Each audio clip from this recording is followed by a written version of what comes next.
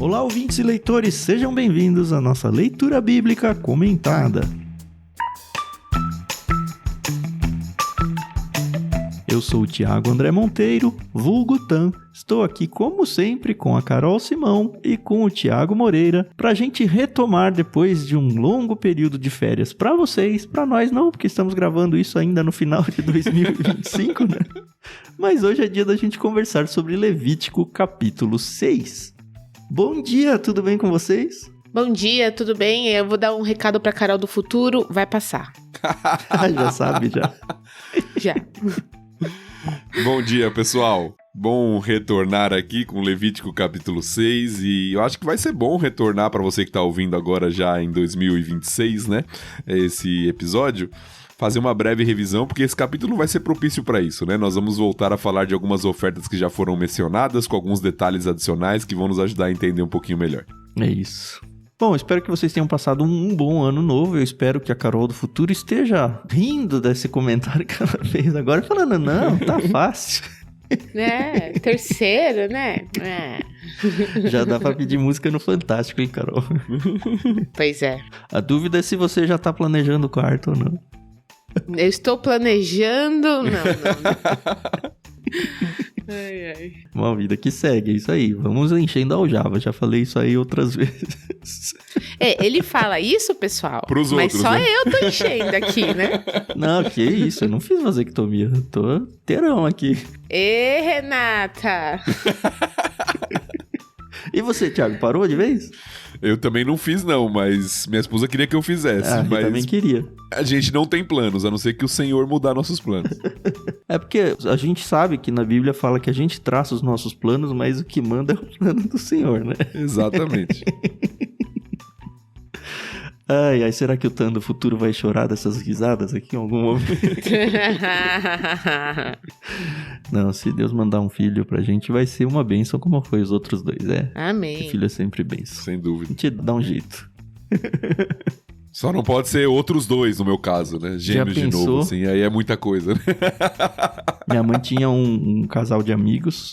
Minha mãe ficava grávida e eles ficavam grávidos. Minha mãe ficou grávida 4 vezes, né? Somos em 4. E aí tinha uma brincadeira entre eles, né? De, a gente tá competindo, aquela coisa e tal. E aí quando a minha mãe engravidou do quarto, eles também engravidaram, só que era gêmeos. Aí minha mãe falou, não, agora vocês ganharam.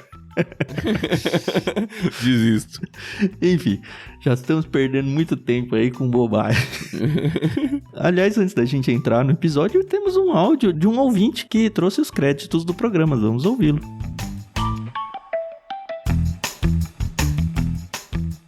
Fala pessoal, aqui quem fala é Fernando, falo aqui de Niagara Falls, no Canadá, e comecei a escutar o LBC através do irmãos.com, e o LBC tem sido uma grande bênção, que eu realmente me sinto como se fosse parte da conversa.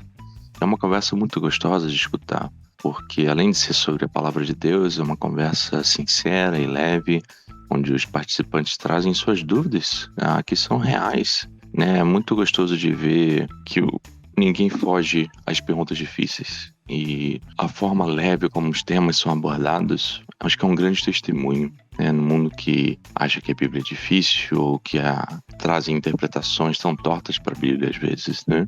E também queria agradecer ao Mundo Cristão por ceder os direitos da NVT, abençoando esse projeto, assim como a Maria Lídia, que torna esse projeto tão mais belo através da sua música. Isso aí, muito obrigado. Fiquem todos com Deus.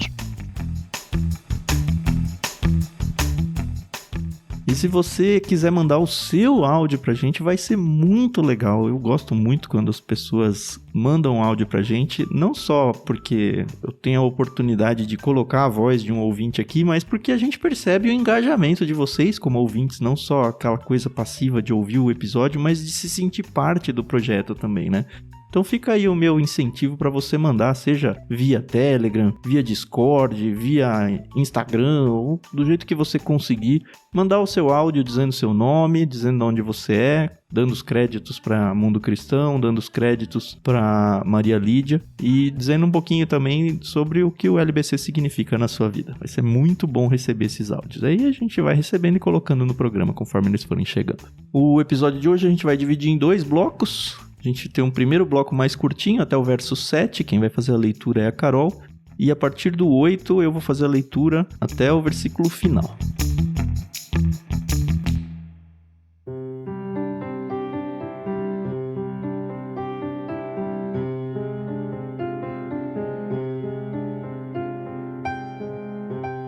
Estamos prontos então para o bloco 1. Carol, sua vez de fazer a leitura versos 1 a 7 de Levítico 6. Perfeito, então vamos lá.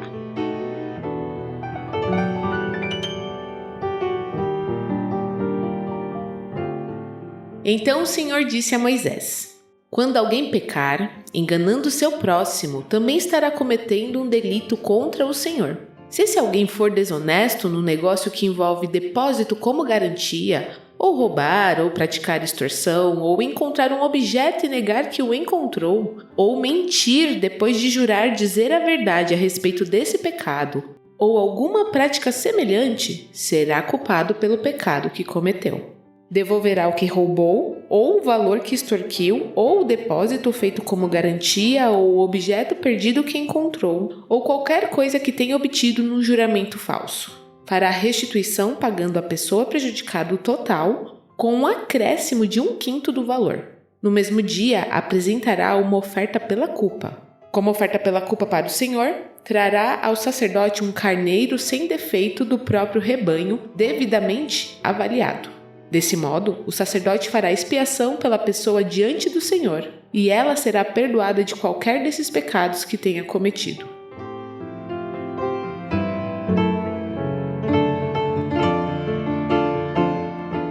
Uma das coisas que já de cara me chamou a atenção, né, a gente está falando sobre a oferta pela culpa. Eu acho que vale sim a gente se lembrar que tem aí duas ofertas muito próximas. Uma é a oferta pelo pecado e a outra é a oferta pela culpa. A gente já falou sobre... Na verdade, a gente já falou sobre as duas, né? Um pouco. Mas a culpa aqui é quando você cometia um pecado. A gente já viu a primeira parte desse pecado pela culpa no ano passado, contra Deus diretamente. Sim. E aqui a gente tem um pecado contra um terceiro. A diferença entre a oferta pelo pecado e a oferta pela culpa é se tem alguém que está sendo lesado aqui ou não. Bem grosso modo, é isso. Isso. Seja o próprio Deus diretamente, seja um terceiro. Por isso que a oferta pela culpa exigia uma restituição. Isso, a do pecado não tinha essa parte dos 20% e tudo mais. Não. E aqui a gente está vendo o pecado contra um terceiro. O que me chamou muito a atenção é já no verso 2, assim. Quando alguém pecar enganando o seu próximo, e eu já vou voltar a uma outra coisa aí, também estará cometendo um delito contra o Senhor. Ou seja, biblicamente não existe eu pecar contra alguém sem eu pecar ao mesmo tempo contra o próprio Deus. É um pecado para Deus também, não é só para um terceiro. E isso diz muita coisa sobre os nossos pecados. Sim, sim. E a gente às vezes desassocia essas duas coisas. Exatamente, né? Por isso que a Bíblia mantém aquela relação bem estreita em vários momentos, desde o Antigo Testamento, desde a lei de Êxodo aí, que já foi tratado, os 10 mandamentos, essa relação entre a obediência a Deus, o amor a Deus e o amor ao próximo. Jesus fala sobre os 2 mandamentos. João, na sua epístola, vai falar que não tem como eu amar a Deus a quem eu não vejo se eu não amo ao meu próximo a quem eu vejo. As coisas estão muito mais ligadas do que a gente acha que tá, né? Exato, a Bíblia associa diretamente os 2 mandamentos. Por isso que essa visão da nossa época pós-moderna, de que o que importa é meu relacionamento com Deus, não importa o próximo, eu tô bem com Deus, não importa se eu não falo com ninguém, se eu não perdoo as pessoas, se eu trato mal os outros, é uma mentira, biblicamente falando. Né? A relação com o seu próximo afeta diretamente a sua relação com Deus. Aquela oferta, acho que é Mateus 5, vai falar disso também, não vai? Exato. Sermão do Monte. Que não faz o menor sentido eu ir ofertar a Deus estando de mal com alguém. Exato. Se você chega diante do altar para apresentar a sua oferta e você lembra que alguém tem algo contra ti, vai primeiro, se reconcilia com seu irmão, depois você vem e apresenta a sua oferta. Ah, sim. Parece que alguém decorou esse versículo, hein? Você usa um pouco no aconselhamento isso, né, Thiago?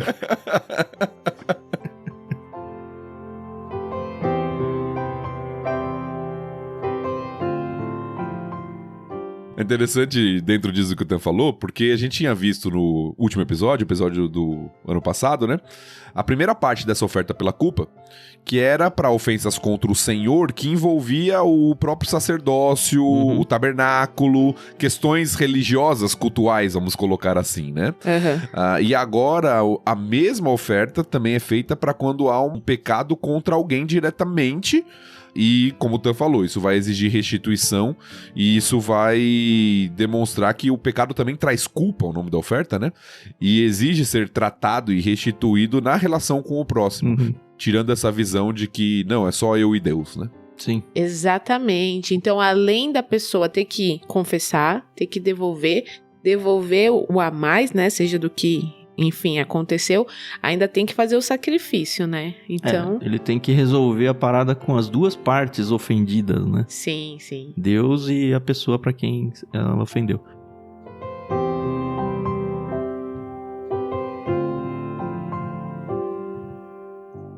E teve uma outra coisa que também talvez seja um puxão de orelha para mim mesmo, porque por várias vezes ao longo dos primeiros capítulos, eu até defendi essa tese aqui, de que esse pecado pela culpa era de um pecado... A gente até contextualizou bem isso. É um pecado de propósito. E que Deus não reconhecia como genuíno essa questão de eu pecar de propósito e tudo bem. Era meio que um pecado sem querer, e aí o pessoal lá do Antigo Testamento fazia essa oferta para expiar esses pecados sem querer. Quando apareceu aqui no capítulo 6, para mim, e inclusive um dos autores que eu li corroborou essa ideia, é de que pecado sem querer é na parte de pecados diretamente contra Deus. Porque se é um pecado de propósito contra Deus, aí entra na parte de rebeldia. O Tiago explanou muito bem isso daí várias vezes. E que é um pouco diferente, sabe? Talvez não seja só me perdoa aí Deus, sabe? A gente lembrou de Davi, enfim, tudo isso. Quando a gente entra no capítulo 6 aqui, é muito evidente que a pessoa, no verso 2 de novo, né? Quando alguém pecar enganando o seu próximo, a pessoa está planejando esse pecado contra um terceiro. Então, nesse sentido, é um pecado intencional. Não é, sem querer eu roubei aqui e não sabia que era seu, sabe? Não, eu sabia. E esse pecado tem expiação aqui na oferta pela culpa. Para a pessoa que é restituída com um a mais ainda, esses 20% a mais... e para Deus que se ofende junto com a parte humana ofendida. Então, assim, não sei se é corrigir o que eu falei, mas a gente vê aqui um caso de pecado, uma ofensa voluntária, né? Proposital. Que a pessoa escolhe, proposital, isso. Eu acho que não é corrigir, né? A lei tá dando especificações, né? Isso. Até aqui a gente tinha tratado desses pecados que eram colocados de pecados involuntários. Isso. Né? Agora começou a tratar sobre um pecado que é... voluntário. Um delito. Como que chama? Voluntário, mas como que chama na lei isso hoje em dia? Doloso, né? Doloso, exatamente. Quando há intenção de culpa. É isso mesmo, exatamente. Então a lei também prevê isso. E é claro que Deus é muito misericordioso. Sim. Porque mesmo pecados que muitas vezes exigiriam um julgamento severo de Deus, intencionais, e às vezes pecando deliberadamente contra o próprio Deus, Deus continua usando graça e misericórdia. Amém. É claro que tem casos, a gente vai ver em Levítico casos aqui, que as pessoas foram punidas com morte. Fulminante, né? Daqui a pouco a gente vai chegar, né? Fulminante. Até como exemplo. Isso aconteceu em alguns momentos nas Escrituras. Né? Até no Novo Testamento, com Ananias e Safira. Então, às vezes acontece isso até como exemplo, como modelo. Mas pela graça de Deus, pela sua misericórdia, o normal é que Deus estende a sua paciência, a sua bondade, a sua misericórdia para conosco, mesmo quando nós agimos de forma deliberada, né?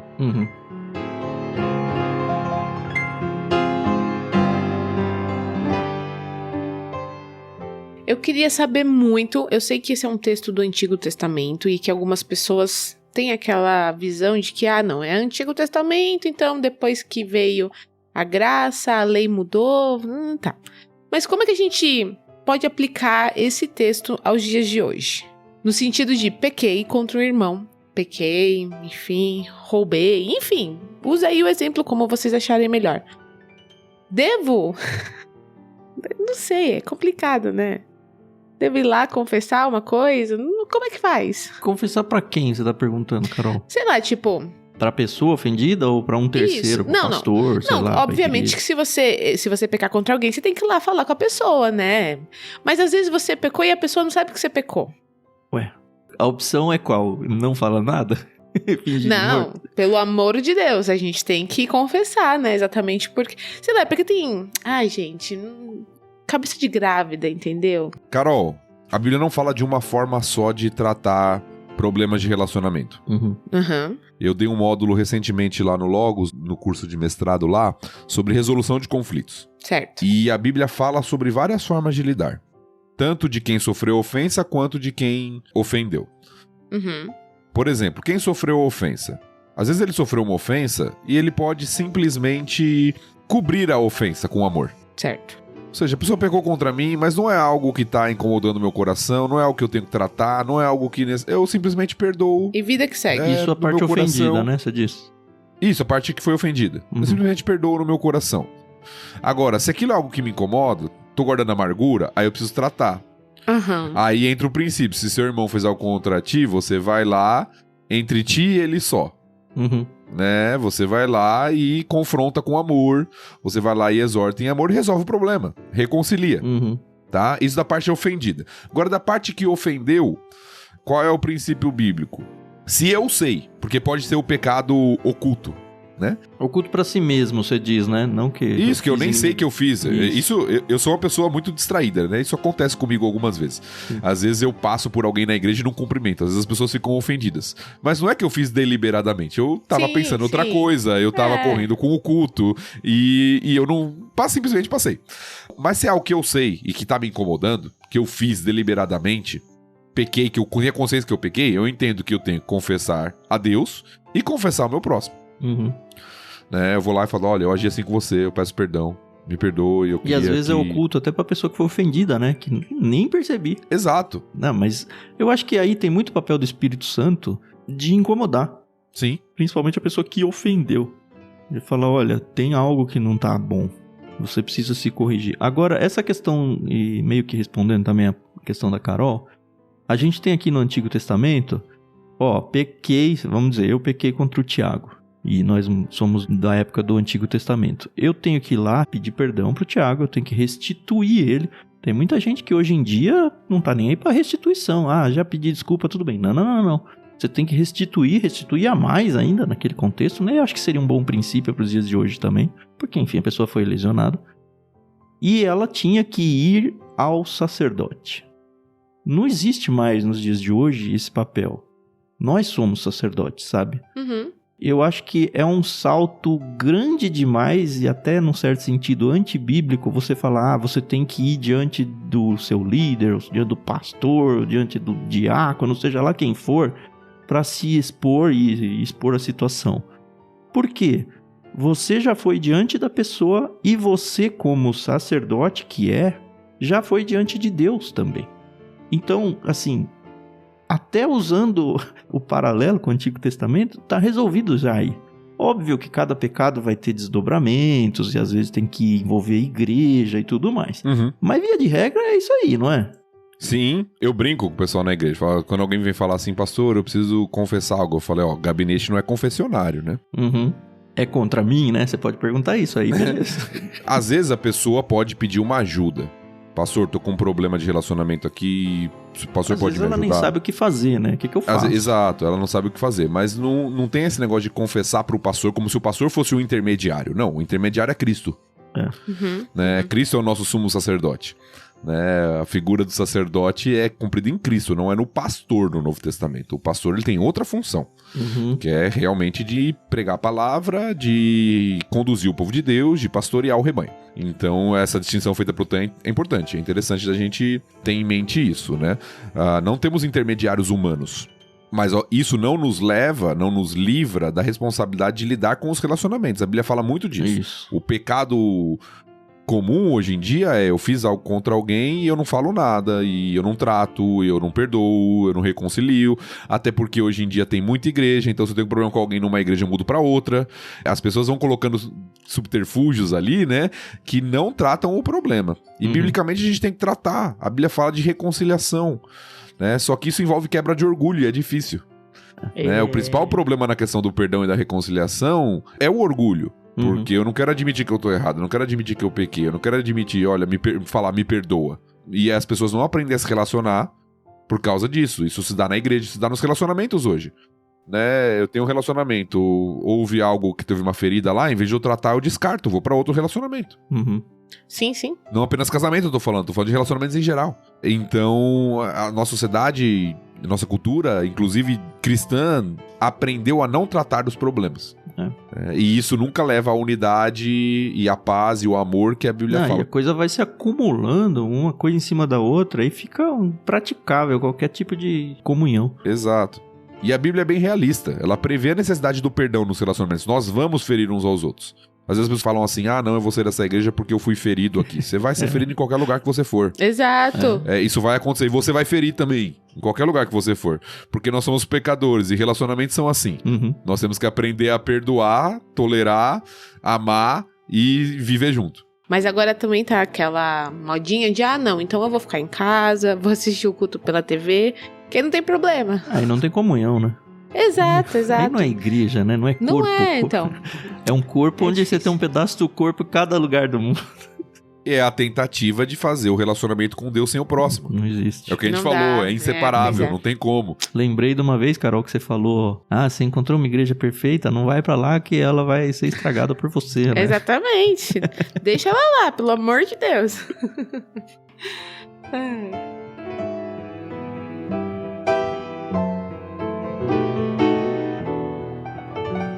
Ô, Thiago, o pessoal falou que não é confessionário, mas a gente tá transmitindo isso no Discord, né? Vocês ouvintes sabem, a gente tem uma galera aqui na plateia. E o Rui Alvarenga pediu uma ajuda aí, ainda bem que a gente tem pastor aqui. Ele falou o seguinte, ó. Aqui há algo que eu vi no último episódio, está a ser falado agora, e eu penso sempre o seguinte: saber que Deus está disposto a perdoar-me, mesmo quando peco conscientemente, deixa-me com receio de me tornar um hipócrita. Bem-vindo ao clube, viu, Rui? Eu também me sinto assim. E aí eu pergunto pra vocês, de que forma posso garantir que o meu arrependimento é genuíno e não apenas uma repetição do erro que me leva a sentir-me um hipócrita? Excelente pergunta, né? E de difícil resposta, porque ela envolve muito de motivação do coração, de sinceridade do coração. Muitas vezes nós vamos errar e nos arrepender genuinamente e às vezes errar de novo. Na mesmíssima coisa, né? Exato, porque nós somos pecadores. Mas existe uma diferença muito grande. Eu gosto de uma ilustração que uma vez eu ouvi sobre Saul e Davi. Isso ilustra bem a minha resposta aqui. Por que Davi foi considerado o homem segundo o coração de Deus e não Saul, sendo que aos nossos olhos os pecados de Davi parecem ser mais severos do que os pecados de Saul quando a gente olha para os pecados relatados nas Escrituras? A resposta que eu ouvi de um pastor é: o homem segundo o coração de Deus não é o homem que não peca. O homem segundo o coração de Deus é o homem que chora quando peca, que se quebranta diante do seu pecado. E aqui a gente não tá falando de ato exterior, porque alguém pode até chorar por um pecado e não se arrepender de verdade. E alguém pode até parecer um pouco impassível e se arrepender de verdade. A gente tá falando de algo do coração. Por isso que eu tô falando que a resposta é um pouco difícil. E ainda bem que Deus vê os corações, né? Exatamente. A resposta é um pouco difícil por quê? Porque ela envolve uma honestidade sincera do coração. Eu realmente tô arrependido, aquilo tá me fazendo realmente sofrer, aquilo tá realmente mostrando que eu ofendi a Deus e eu tô realmente querendo mudar de vida, querendo ser transformado. Porque arrependimento, a palavra é mudança de mente que leva a mudança de conduta. Certo. Não significa que a gente vai ser perfeito, que a gente vai acertar sempre, mas é um compromisso de mudança? Ou é simplesmente, Deus, me perdoa aí, eu errei, e da próxima vez que acontecer eu vou pecar de novo? Então tem uma diferença de motivação, de desejo, de mentalidade, que vai levar a longo prazo, eu diria, com o tempo, a mudança concreta. Pode ser que você vai cair mais uma vez, pode ser que você erre, mas você tá progredindo, você tá mudando. Eu acho que são coisas distintas. Mas muitas vezes, exteriormente, pode não ficar tão claro. Eu acho que, às vezes, até o tempo que demora pra você pecar a mesma coisa de novo e vai se distanciando esses tempos, já é um indício de que tá tendo uma transformação, sabe? Por mais que ela seja mais lenta do que talvez deveria, mas tá tendo. Sim.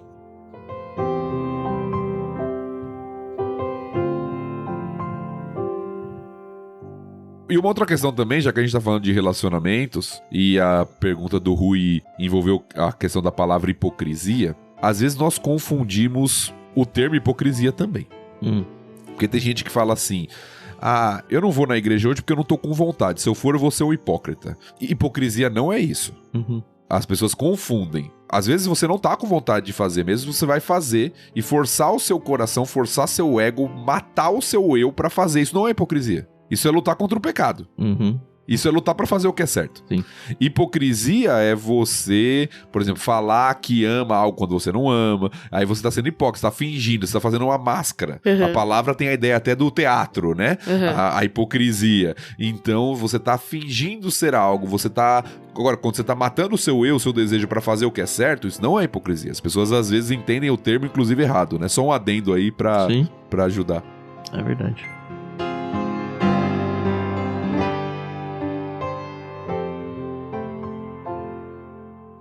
Vamos ao bloco 2? Bora lá. Aliás, antes de virar pro bloco 2, eu só quero deixar um último detalhe que apareceu no verso 7. Desse modo, o sacerdote fará expiação pela pessoa diante do Senhor e ela será perdoada de qualquer desses pecados que tenha cometido. Às vezes a gente passa por situações onde pecado parece ser, eu já pedi perdão pra pessoa, a gente já tá bem, e o pecado ainda continua dando soco na pessoa, sabe? Machucando a pessoa, e a pessoa, na verdade, ela nem acreditou que de fato houve um perdão e ela se martiriza por algo à toa. Então entenda que, olha, feito tudo que deve ser feito, colocado diante de Deus, resolvido com o próximo, foi perdoado. Foi perdoado. E viva bem, porque foi perdoado, porque existe esse espaço para perdão diante de Deus. Boa colocação, Tan. Porque às vezes nós queremos nos colocar no lugar de Deus. Sim. E quem dá o perdão é Deus. Eu sei que as pessoas falam assim, não, Deus me perdoa, mas eu não consigo me perdoar. Mas não sou eu que tenho que me perdoar, eu tenho que aceitar o perdão divino. Sim. Deus perdoou, eu não tô na posição de juiz. Quem oferece o perdão é Deus. Aí sim é uma hipocrisia. É colocar diante de Deus. Porque às vezes as pessoas levam uma culpa e um peso que já foi carregado, né, que não deveriam carregar. É mais fácil ver o contrário, né? As pessoas falando, não, eu te perdoo, mas toda vez que repete uma coisa, de novo, mas você tinha falado que não ia mais fazer isso. E eu falo isso porque eu sou a primeira a fazer esse tipo de coisa. A pedir perdão ou ficar falando de novo? O de novo. Desculpa aí de novo, hein, Carol? Não. Lembrando que o tema a gente tá fazendo uma leitura bíblica, né? Não estamos falando de temática, mas já que a gente entrou nisso, alguns pensam que perdão é esquecimento, né? E não é. Eu brinco que esquecimento é amnésia. Né? Perdão não é esquecimento. Você vai lembrar. Perdão é não levantar a ofensa contra novamente. Sim. É não levar em conta. É perdoar, né? Passar por cima.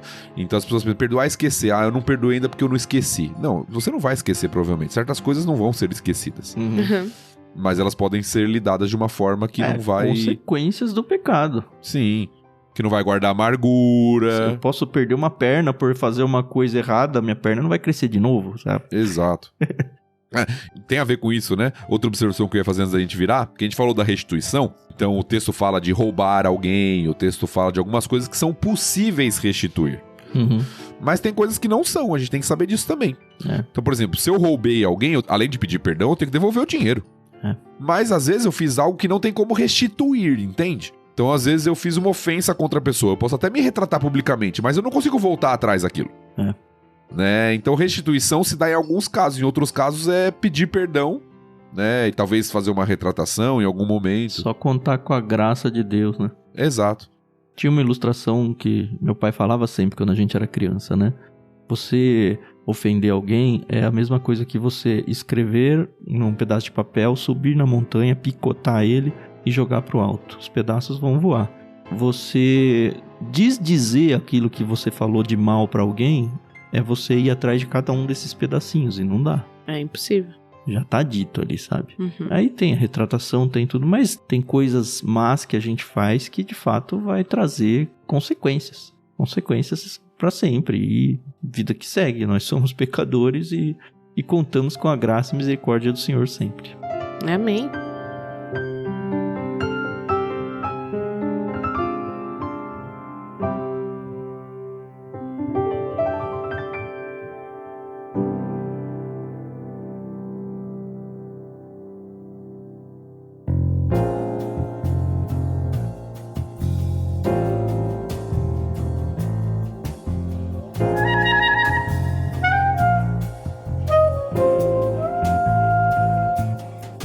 Agora sim, bloco 2. Eu vou fazer a leitura do verso 8 até o final.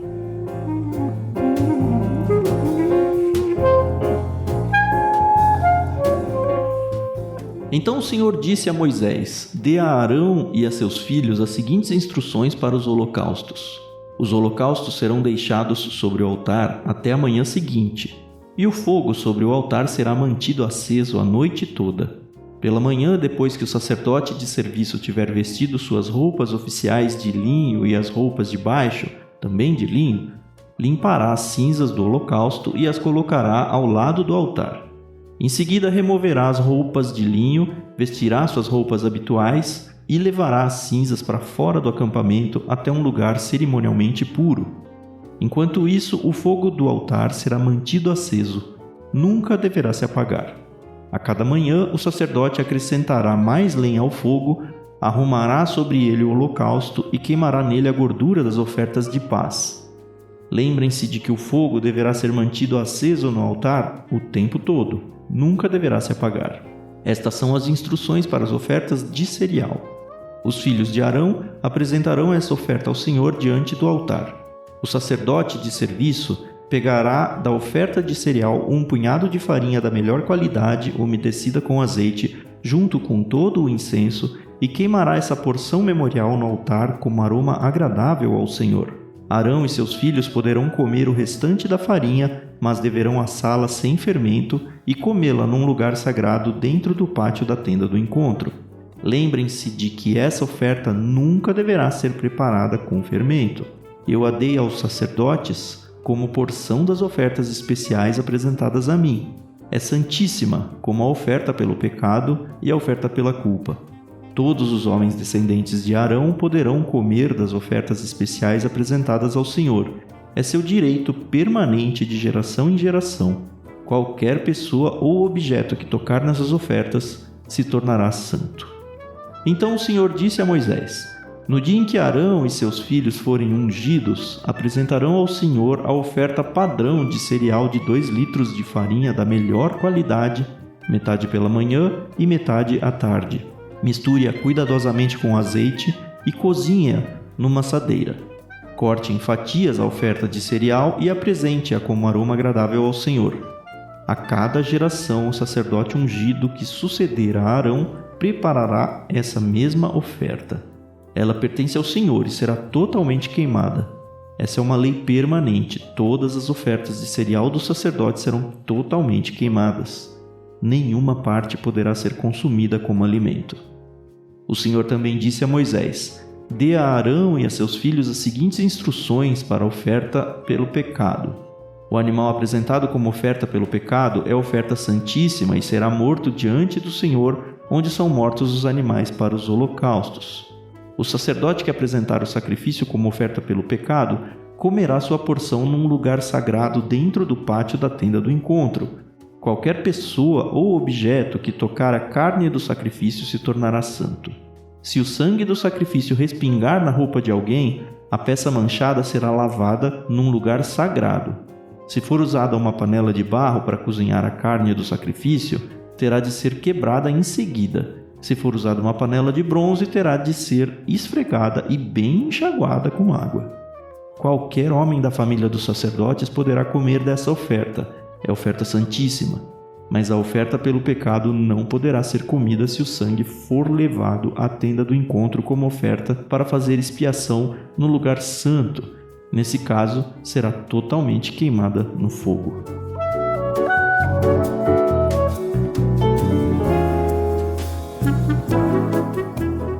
Como o Thiago falou lá no começo, essa é uma boa oportunidade para a gente fazer algumas recapitulações do que a gente viu até o final do ano passado. A gente esqueceu de dizer no bloco 1, mas cabe aqui no início do bloco 2 também. Se a gente for para a versão em hebraico, o capítulo 6, na verdade, começa aqui no verso 8, tá? O trecho que a gente já leu no bloco 1 fazia parte do capítulo 5. Que é a divisão mais correta, vamos falar a verdade, Pois é, né? vamos pensar. Exatamente. Inclusive, eu fiquei esperando uma anotação de algum comentarista dizendo que o capítulo 6 também não deveria acabar aqui. Eu acho que não deveria. Não deveria, semana que porque vem ainda tem a gente outras vai ter ofertas. a continuação. Exato.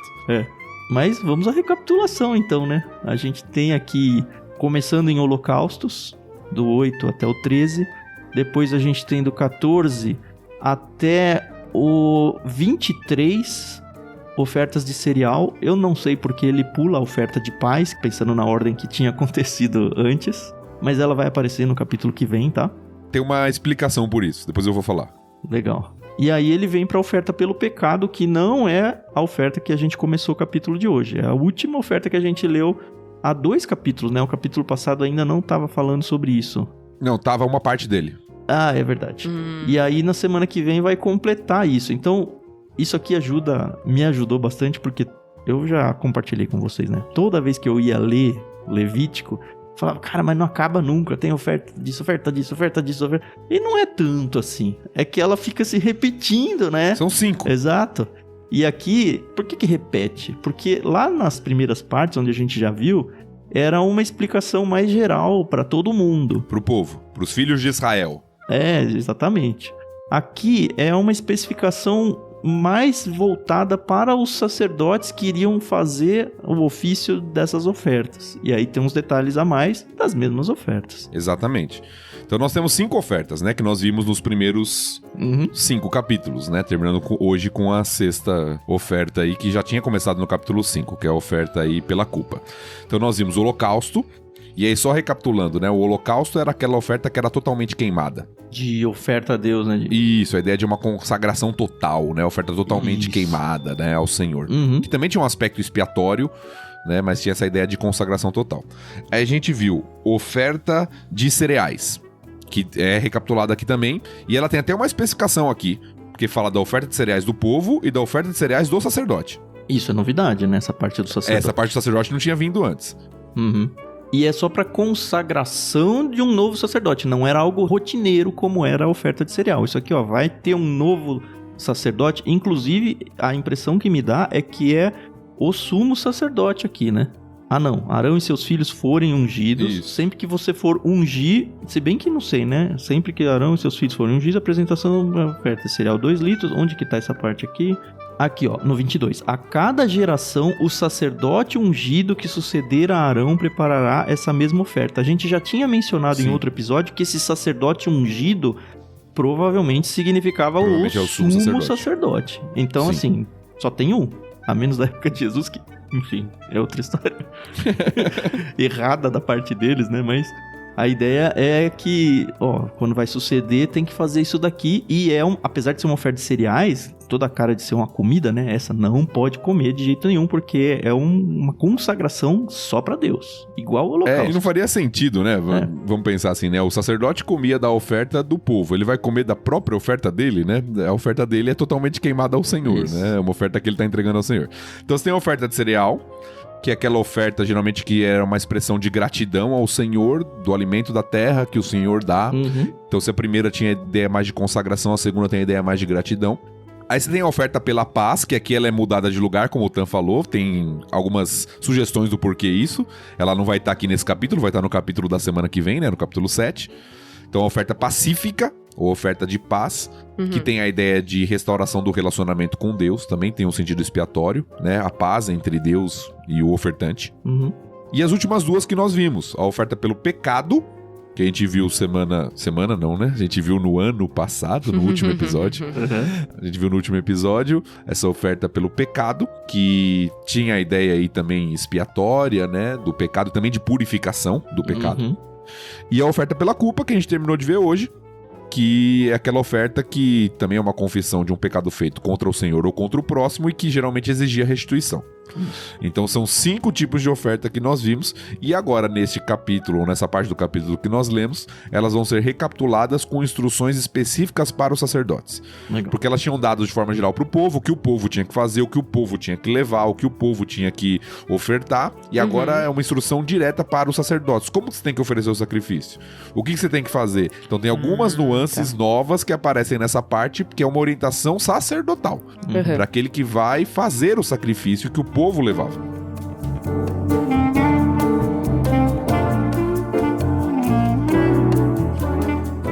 E a oferta de paz vai pra depois, por quê? Que você falou que ia explicar pra nós? Então, tem uma teoria aqui, né? Não é minha, eu vou ler, né? Porque eu também notei isso, né? E aí fui ler alguma coisa sobre o porquê, né? Que tem essa mudança de ordem, né? Dos sacrifícios. Eu vou pegar aqui o que o autor diz pra ler certinho nas palavras dele aqui. Beleza. Ó, nessas sessões, a ordem dos sacrifícios também é diferente. Nos capítulos 1 a 5, a ordem é oferta queimada, oferta de cereais, oferta pacífica, oferta de purificação e oferta de restituição, ou pecado e culpa, na nossa versão. Nos capítulos 6 e 7, a ordem é oferta queimada, oferta de cereais do sacerdote, que não é mencionada antes, oferta de purificação, oferta de restituição e oferta pacífica. Nos capítulos 1 a 5, o motivo para a organização parece teológica. As ofertas de alimento que produzem um aroma agradável ao Senhor são agrupadas, capítulos 1 a 3, holocausto, cereais, pacífica. Sim. E então vem as ofertas de purificação e restituição, ou pecado e culpa. Legal. Que obtêm o perdão dos pecados. Nos capítulos 6 e 7, os sacrifícios são organizados na ordem de sua frequência. Os sacrifícios regulares diários vêm antes. Isto é, a oferta queimada de holocausto era diária, a oferta de cereais geral e a oferta de cereais do sacerdote, que está junto ali, e depois disso vem a oferta de purificação, que era obrigatória somente em certas festas, ou após alguém ter pecado especificamente, e a oferta de restituição nunca era oferecida de forma regular, embora fosse obrigatória para certos pecados. Por fim, a oferta pacífica era geralmente um sacrifício opcional. Então a explicação que o autor dá, o autor que eu estou usando aqui é daquele comentário exegético que eu já citei, né, da Vida Nova, Gordon Wenham, ele está falando que no primeiro parece ser uma explicação mais teológica, de sequência, primeiro a consagração total, a gratidão, a pacificação com Deus, um sentido mais teológico. Aqui parece ter um sentido mais prático de frequência. Quais ofertas que os sacerdotes vão fazer com mais frequência? Vamos pela ordem. Holocausto, cereal, tal. Pacífica seria a última porque ela não é regular, ela é voluntária. Sim, faz sentido.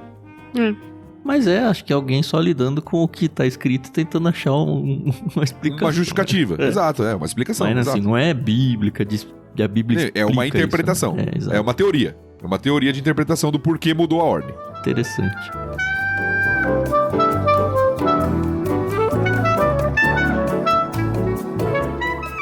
Pensando, eu acho que eu vou entrar bem pouquinho em cada uma, né? Pra pelo menos destacar um ponto ou outro, né?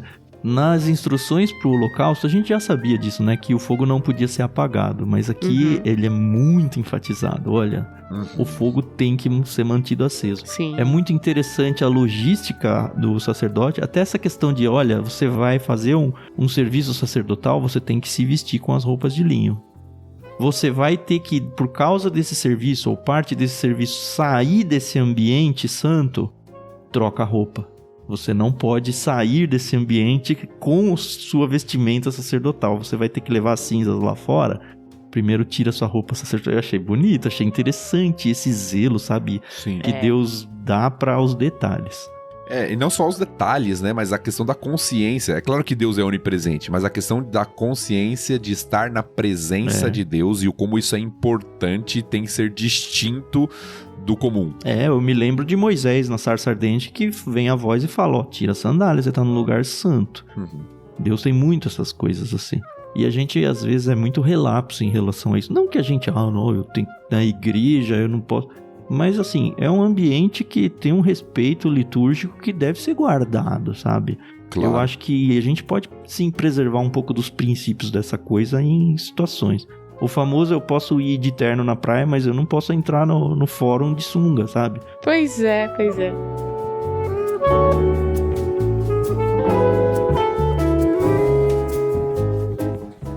E a parte do fogo de não poder apagar, nem sei se tem algum tipo de paralelo em relação a isso, mas eu não consegui não me lembrar, por exemplo, do fogo das Olimpíadas, que nunca se apaga, sabe? Aquela coisa assim. Uhum. E talvez seja uma ponte para o que vai acontecer com o Nadab e Abiú aqui, do tal do fogo estranho. Eu vi um autor mencionando por alto isso, mas não sei se ele tá forçando a barra. Mas a questão é que o fogo estar o tempo todo aceso era importante para Deus. A Bíblia não especifica o porquê desse fogo aceso. Então, novamente, nós temos teorias da necessidade desse fogo ficar... porque a Bíblia não fala diretamente. Tem coisa que a Bíblia fala diretamente, a razão, né? Que não fala, só fala que não podia se apagar. E pronto. E aí, alguns autores trouxeram algumas possibilidades. Eu queria mencionar também. Por exemplo, João Calvino, ele fala que as ofertas não deveriam ser apagadas porque a primeira vez que as ofertas queimadas foram oferecidas no tabernáculo e no templo, elas foram acesas por fogo do céu. Eu ia perder esse fogo. É isso. A ideia é da continuidade daquele fogo inicial. Interessante, hein? Isso tá em Levítico 9, a gente vai chegar, e também em Crônicas com a questão do templo. É um fogo que veio diretamente de Deus. Essa era a teoria de Calvino, tá? Outros autores, mais recentes, né, um chamado Cale, ele diz que o fogo deveria ser mantido aceso porque a oferta queimada era o símbolo divinamente designado e sinal visível da adoração ininterrupta. Legal também. Então, estar continuamente adorando ao Senhor, que é digno de adoração. Já outro autor, Gispen, entende que o fogo aceso representava a consagração contínua do povo a Deus. Se a oferta queimada também era considerado um sacrifício propiciatório, o fogo perpétuo servia de lembrete da necessidade constante de expiação. Então são algumas teorias sobre o porquê essa ênfase de que o fogo deveria ser mantido aceso. Por consagração total ao Senhor, por adoração contínua, por preservação do fogo que Deus mesmo tinha dado ali, né, que indicava de alguma forma a presença de Deus. E alguns vão até ligar, aí eu acho um pouco forçação de barra, mas vou citar, já que eu tô citando outros autores aqui, até ligar com a questão do Espírito Santo no Novo Testamento, quando, inclusive, Paulo vai falar em Tessalonicenses que nós não devemos apagar o Espírito. Né? Bonito Mas são teorias aí sobre essa questão do fogo aqui não ser apagado.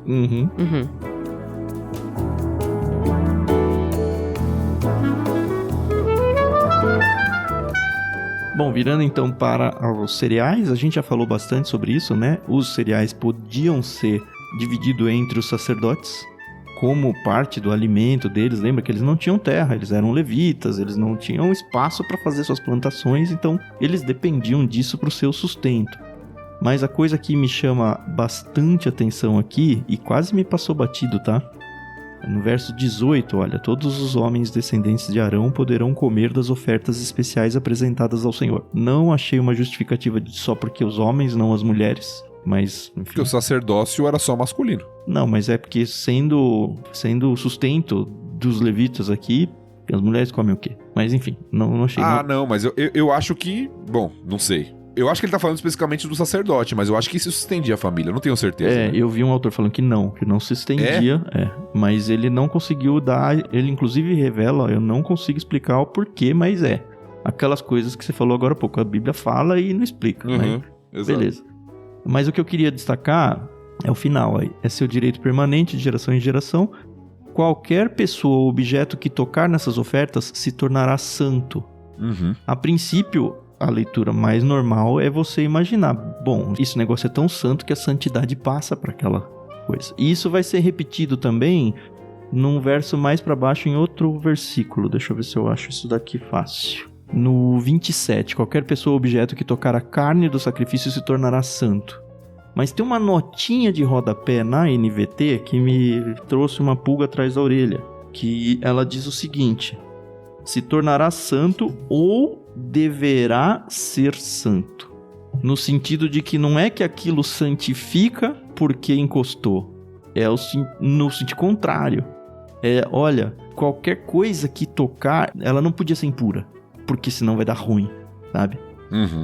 Eu fui até atrás de outras traduções no português e todas elas vão nessa linha de que se torna santo. Mas, se a gente for para Ageu, capítulo 2, olha só, eu tô a partir do verso 10, tá? Em 18 de dezembro do 2º ano do reinado de Dario, o Senhor enviou a mesma mensagem ao profeta Ageu. Assim diz o Senhor dos Exércitos: pergunte aos sacerdotes sobre a lei. Se alguém levar em sua roupa a carne consagrada de um sacrifício, e se por acaso a roupa tocar num pão, num ensopado, em vinho, em azeite ou em qualquer outro tipo de alimento, esse alimento também se tornará consagrado? Pelo que a gente viu aqui, sim. E a resposta do Ageu é: não, responderam os sacerdotes. Em seguida, Ageu perguntou: se alguém se tornar cerimonialmente impuro ao tocar um cadáver e depois tocar num desses alimentos, o alimento ficará contaminado? Sim, responderam os sacerdotes. E aí o texto segue. O que para mim me deu a pulga atrás da orelha e falar, talvez a tradução não tenha sido a melhor aqui, porque o Ageu, fazendo a pergunta, orientado por Deus aos sacerdotes, que enfim eram quem faziam esse tipo de ofício, entendiam que, olha, não vai se tornar santo, a coisa vai ser ruim, vai ser pro lado contrário. Uhum. E então eu só quis chamar a atenção aqui a isso porque a gente tá refém de tradução, né? E provavelmente a tradução é difícil mesmo. Os termos podem, às vezes, significar duas coisas. No caso, duas coisas bem conflitantes. Uhum. Mas eu acho que tem esse... Na verdade, pode ter os dois aspectos, né?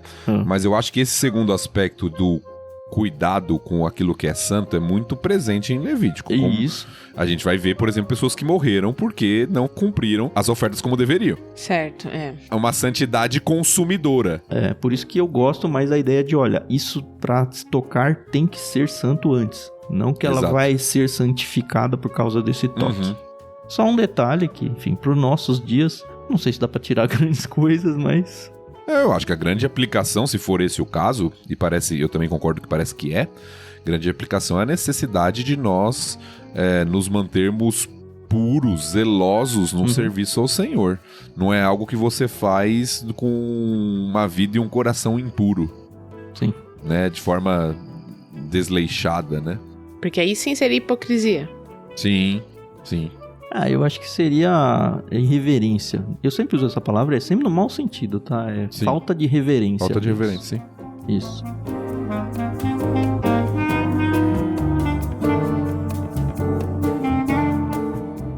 Virando aí para os procedimentos para oferta de consagração, para mim é a mesma instrução da oferta de cereais, só que agora explicando, a gente já mencionou isso, né? Uhum. Explicando como deveria acontecer quando tivesse um novo sumo sacerdote. Eu não sei se tem grandes coisas pra gente tirar daqui fora o ritual em si, mas a parte última lá, a partir do 24, que ele menciona a oferta pelo pecado, Sim. a gente também já tinha levantado isso nos episódios passados, mas é legal ver essa continuidade e essa perfeição das coisas sendo ditas, né? A gente vê aqui que tem 2 casos em que a carne não poderia ser comida, repartida. E lembra quando a gente falou sobre a oferta pelo pecado, que tinha 4 grupos de ofertas? Uma era pelo sacerdote, uma era pelo povo como um todo, aí era escalonado assim. E depois era um líder específico e depois era todo o povo. A gente mencionou lá que o animal ele era morto num lugar diferente em cada um desses casos. E esse texto traz isso de volta. Ele fala, se o animal for morto lá dentro do lugar mais santo ali, essa carne não pode ser consumida não, nem pelos sacerdotes. Que são os 2 primeiros casos, né? O pecado do sacerdote lá, do sumo sacerdote, e o pecado pelo povo como um todo. Os outros 2, ela poderia ser consumida até pelo próprio ofertante lá. E isso se repete aqui de uma forma talvez um pouco mais clara. Ou pelo menos com Deus mostrando o seu zelo. Fica atento, senhor sacerdote, que vai fazer isso daí. Porque se o sangue for derramado no lugar específico aqui, essa você não pode comer. Revelando muito do zelo de Deus de novo nos detalhes. E aí as outras 2 ofertas vão ficar pro próximo capítulo. Novamente tem essa divisão, né? Um pouco quebrada aqui. Isso. A oferta da culpa e a oferta pacífica, de paz, Isso. vai ficar pro capítulo 7.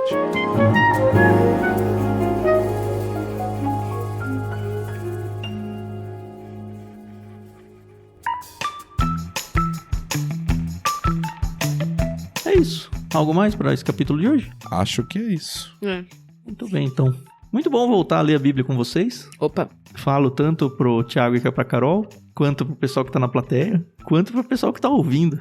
Espero que você tenha passado um tempo gostoso aí em família, aproveitando para de repente colocar o que estava atrasado em ordem e que esteja renovado. Sempre que vira um ano eu fico super empolgado em ler a Bíblia de novo, sabe? Eu não sei porquê, a gente tem uma sensação de recomeço, de agora tudo será diferente.